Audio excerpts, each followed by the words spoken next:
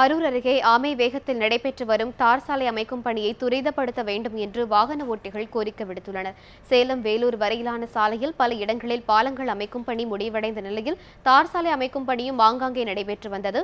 ஆனால் சேலத்திலிருந்து வேலூர் செல்லும் பிரதான வழியில் அரூர் அருகே உள்ள கோபி நத்தம்பட்டி கூட்டு ரோடு முதல் காளிப்பேட்டை வரை தார் சாலை அமைக்கும் பணி முழுவதுமாக நடைபெறவில்லை.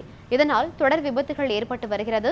வாகன நெரிசல் உள்ளிட்ட பிரச்சனைகளால் தவித்து வரும் வாகன ஓட்டிகள் சாலை சீரமைக்கும் பணியை துரிதப்படுத்த வேண்டும் என்று கோரிக்கை விடுத்துள்ளனர்.